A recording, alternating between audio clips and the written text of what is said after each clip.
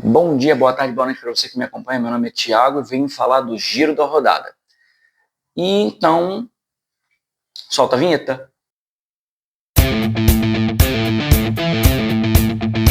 De volta na vinheta. E, bom, como sempre, meu microfone me deixou na mão. Tive que pegar o reserva e eu gravei quase 20 minutos à toa. Vamos gravar tudo de novo. Microfone funcionando agora.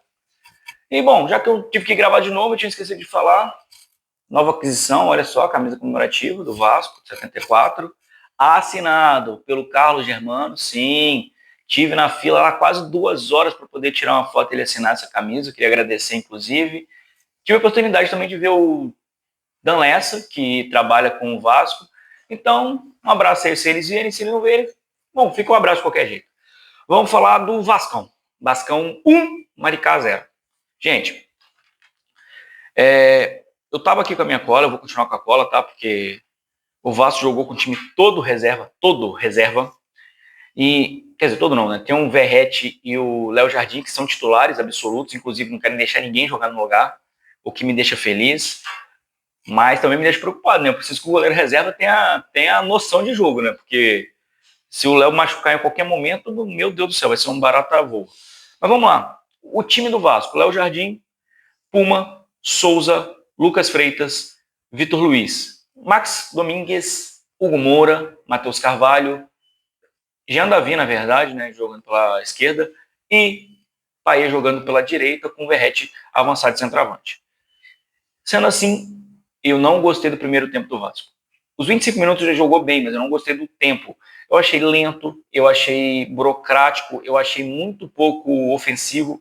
A bola ficava rodando entre a linha de defesa. Isso se deve muito pela atuação, não é uma crítica, pelo que pese parecer uma crítica, não é uma crítica, mas o Matheus Carvalho, em alguns momentos, ele tem dificuldade em arrastar a bola para o ataque, o que para mim é estranho, porque ele sabe fazer isso. Outro problema para mim também no Vasco foi o Jean Davi. Ele teve a oportunidade de jogar, porém não jogou bem. E isso prejudica muito o Vasco, porque não tem ninguém para jogar para aquele lado. É o Alex Teixeira que está jogando agora, mas eu acho que ele está se sacrificando para poder manter o esquema tático defensivo, certo? E está se prejudicando um pouco para chegar no ataque, porque ele é um jogador que está voltando para recompor. O Jean Davi também tentou, mas eu acho que se prejudicou muito o Vitor Luiz, inclusive. Bom, mas antes de continuar falando, o Maricá é um time sólido, conciso, merecedor de estar entre os primeiros colocados dessa primeira etapa do campeonato. Se manteve como líder, acho que pelas 5 primeiras rodadas. E, bom, parabéns ao Maricá, ótimo time. Mas vou voltar a falar do Vasco, porque realmente não me desceu esse time do primeiro tempo. Ele fez pressão nos 25 primeiros minutos, mas eu não gostei, certo? Pontos a serem destacados de forma positiva. O Puma. O Puma é excelente, atacando, defendendo, ele é bom, certo? Ele busca sempre a linha de fundo, um drible para dentro, ele em várias oportunidades estava dentro da área como segundo atacante, sempre as costas do Verratti, procurando que sobrasse alguma coisa para ele poder marcar. Foi bem, o Hugo Moura, mais uma vez, muito coerente, ele conhece futebol, o Hugo Moura sabe como se postar no jogo, isso me deixa muito satisfeito, porque me deixa menos inseguro com ele, e torna a disputa pelo meio de campo melhor. O Puma, já falei, o Souza foi muito bem. Teve uma jogada que ele tirou, senhores. Para mim, o Maricá faria o gol. Se não fosse o Souza defendendo, seria o gol do Maricá. O Lucas Freitas, excelente zagueiro, tem um ótimo toque de bola. Ele busca sempre fazer toques rasteiros, buscando jogadores no meio de campo, o que acelera um pouco o jogo. Eu ainda prefiro o Oliveira, mas é questão de preferência. Acredito que o Vasco, nesse ponto, não vai ter dor de cabeça. O Vitor Luiz, eu senti ele prejudicado, não sei se ele estava com algum problema físico, mas eu não gostei do jeito dele de jogar. Achei que apoiou pouco, achei que não. Ficou batendo cabeça com o Jean Davi, o pé jogou pouco por aquele lado. Então, o primeiro tempo do Vasco foi ruim. Como é de praxe, o Vasco joga mal o primeiro tempo, o segundo, 3 substituições. Sai o Max Domingues e entra o Tietê, sai o Puma e entra o PH, e sai o Jean Davi e entra o Zucarello. Também sai o Vitor Luiz e entra o Piton, mas eu acho que por razões físicas. O Vitor Luiz estava parecendo que estava sentindo alguma coisa na perna, não sei precisar o quê. Bom, entrou os 3 jogadores, o jogo mudou um pouco, o Tietchan deu uma qualidade para o meio de campo, Matheus Carvalho continua segurando muita bola, eu acho que alguém tem que falar com ele. Matheus, solta a bola rápido, procura um cara à sua frente, não toca pro zagueiro. Porra, me incomoda muito. Ele recebe a bola do zagueiro e devolve no zagueiro. Se o zagueiro quisesse fazer isso, ele tinha puxado, arrastado a bola. O Piton entrou, conseguiu tabelar com o Payet. O Zucarello entrou muito bem, o menino estreou, se não me engano, pelo Vasco nesse jogo, e ele conseguiu fazer um chute venenoso. O goleiro do Maricá hoje também estava brincando, né? Tinha uns chutes lá que ele espalmava meio esquisito. O chute dele tá de parabéns, chutou de fora da área, uma coisa que o Vasco faz pouco, e eu gostei bastante. Teve outra oportunidade também, ele deu uma cabeçada, né? Depois ele ficou até fazendo sinal de como se tivesse deveria ter dado uma lambreta, uma bicicleta para tentar fazer o gol. Bom, e aí, com o PH em campo, o jogo mudou um pouco pelo lado direito. Ele entrou com mais velocidade, mais força. Característica do PH.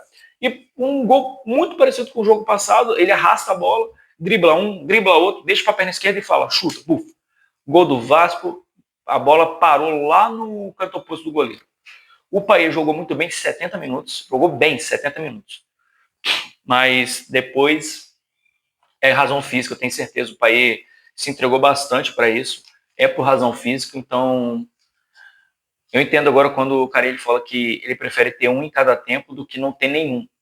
O que faz sentido, Coutinho no primeiro, Payet no segundo, Payet no primeiro, Coutinho no segundo. Eu acredito, então, até que o Coutinho no primeiro e o Payet no segundo vai render melhor para ambos, mas isso é uma questão de opinião de jogo, certo? O Vasco não é líder do campeonato, podia ser, mas o Volta Redonda ganhou da Portuguesa, que teve o jogador expulso, e eu não posso vetar que segue o líder. Mas vamos lá, né?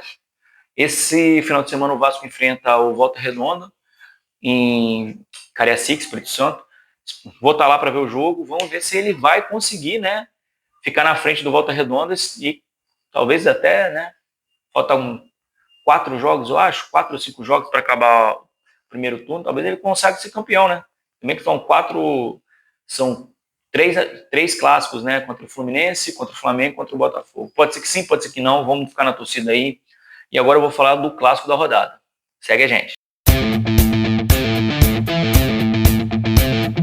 Gente, Botafogo 2, Fluminense 1. O jogo foi bom? Sim. O placar foi justo? Ao meu ver, sim. O Fluminense poderia ter ganhado? Sim. Sendo assim, os dois times jogaram com os times titulares.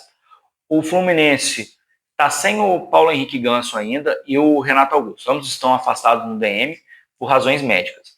E eu acredito que por causa disso o Fluminense ficou um pouquinho prejudicado. Já o Botafogo, que se mantém ainda com o técnico interino, mostrou um futebol muito parecido com o do ano passado, sempre com uma marcação forte e, melhor do que isso, com a qualidade de passe que leva a gol. Então, eu acho que o placar é muito justo. O Fluminense atuava principalmente pelos extremos, o que é uma característica, já que ele tem velocidade, né? O Canoba é rápido, o John Arias é rápido, o Keno é rápido, o Riquelme é rápido, que está atuando também assim. Então, eu acredito que vai ser um jeito deles jogarem nesse primeiro momento até o que o Paulo Henrique Ganso volte com qualidade, com condicionamento físico necessário. E, bom, sendo assim, quem abriu o placar foi o Botafogo, num lançamento que o Savarino recebe, o Fábio faz um milagre, defende o primeiro chute, só que ele rebate para dentro da área, a linha do Fluminense estava completamente desorganizada, e o Igor Jesus chega chutando 1-0 o Botafogo. O Fluminense não se mostrou abalado, não se mostrou desanimado, continua atacando, só que somente no segundo tempo, com a entrada do Riquelme, que o Fluminense consegue alterar esse placar. O Riquelme entra numa jogada de velocidade, driblando para a área, e o Alex Telles, eu acredito que no primeiro momento ele tenha sentido, eu vou conseguir chegar. Só que quando ele inicia o carrinho, ele fala, não vou chegar. E nesse momento que ele inicia o carrinho, não sei se o Riquelme, consciente que o Alex Telles tinha dado o carrinho, ele meio que atrasa uma passada, o Alex ainda recolhe as pernas, mas não adianta. Houve contato, o pênalti a favor do Fluminense não é discutível, certo? O Cano pega a bola, bate e desloca o John para um lado, bola para o outro. 1-1. O jogo agora está parelho, 1-1. Muita intensidade. Meio de campo, muita intensidade mesmo.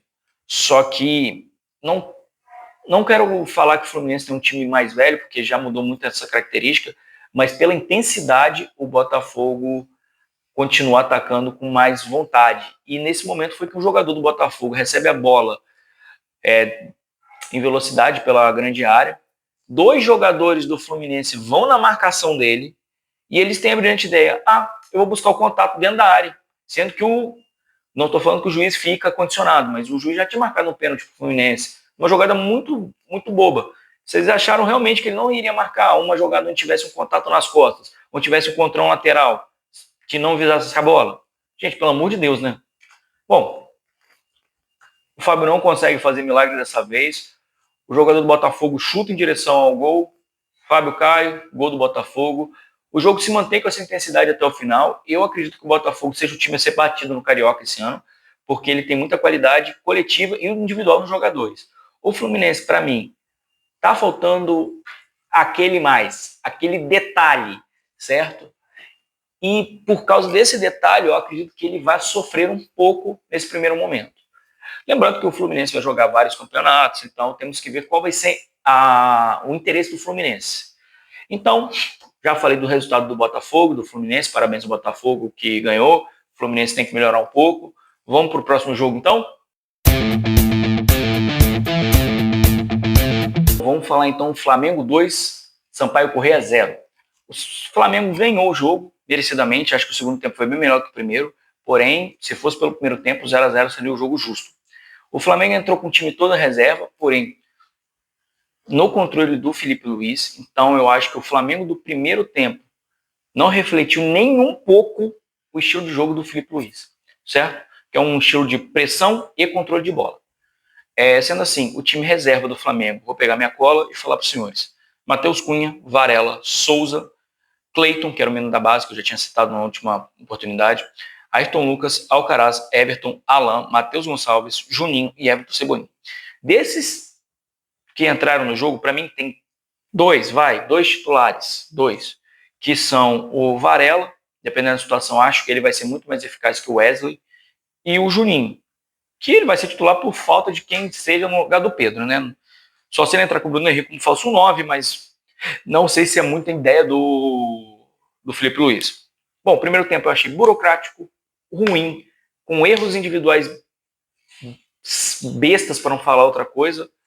E o Flamengo mudou muito depois que houve as substituições no segundo tempo e a entrada do Arrascaeta. Senhores, o Arrascaeta jogar com a 10 no Flamengo é justo. Mas não, é justo. Ele muda o estilo de jogo do Flamengo. Ele aumenta a velocidade, o toque de bola melhora. Senhores, melhora tudo. No segundo tempo, o primeiro pareciam dois times diferentes. E mudou um jogador. Isso melhorou, inclusive. O Alan, que vinha sendo muito criticado, o Alcaraz, salvo engano, fez um gol, o segundo gol. Gente, é complicado eu dizer isso, mas o Flamengo muda com o Arrascaeta.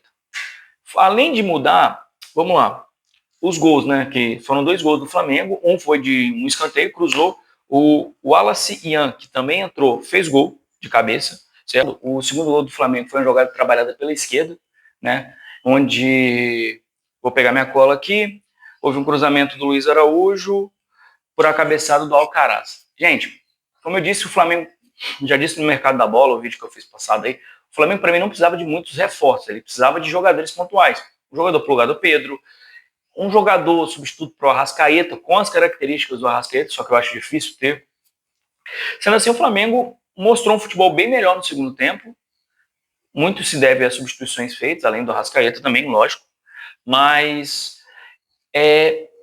vendo o contexto, eu acho que o Flamengo é um time... Não é o time a ser batido, eu acho que é o Botafogo mesmo, não tem como eu falar o contrário, certo? Mesmo eu sendo vascaíno, o Flamengo antes era um time a ser batido, acredito que atualmente seja o Botafogo. O Vasco vai ter uma dificuldade muito grande nesse Carioca. Quando houver os confrontos, eu acredito que o time seja melhor do que o ano passado, né? Que tomou de 6. Acho que perdeu para o Botafogo, perdeu para o Flamengo. A gente ganhou do Fluminense, acho que tão somente. Bom, é isso aí. Esse aí foi o giro da rodada de agora. As principais notícias que eu consegui captar dos jogos, certo? Bom, como eu disse, vai ter jogo do Vasco aqui no estado, graças a Deus, que a gente não tem que ir para o Rio de Janeiro, que é um deslocamento muito grande.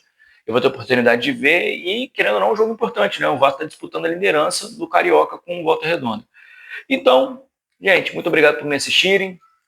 Muito obrigado de novo ao Carlos Germano, que deu autógrafo nessa camisa e na outra que eu tenho. Então, deixe seu like, deixe seu dislike, tamo junto e até a próxima.